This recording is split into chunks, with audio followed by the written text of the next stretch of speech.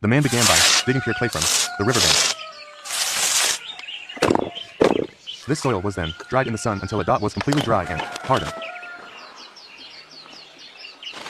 Once dry, the soil clump was touched by Dot hand with a large wooden pestle.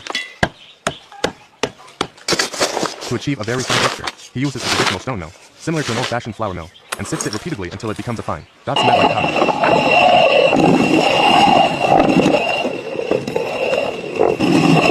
Clay powder is mixed with Dot water in a large jar and stirred.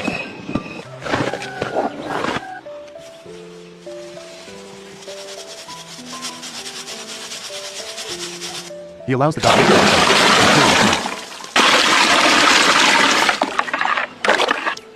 This process removes any impurities or coarse sand, leaving only the finest, most elastic clay sediment.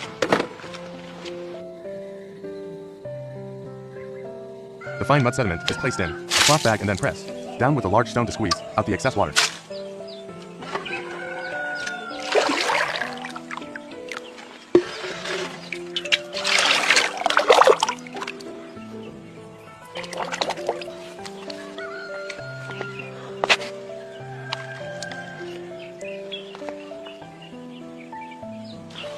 Once the texture is right, the clay is beaten with a wooden block to remove any Dot air bubbles inside so that it doesn't break down Dot the firing process.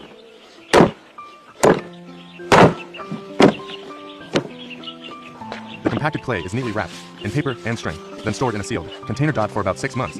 This curing process allows Dot the organic matter inside to decompose, making the clay much more plastic, easier to shape, and stronger. After 6 months, he takes the clay, Dot KN eats it again, and shapes it into a smooth, circular slab.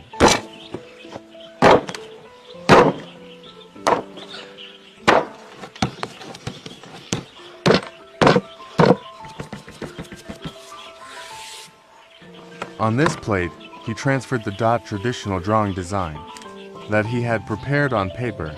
Dot then began to carve it very carefully using small wooden tools.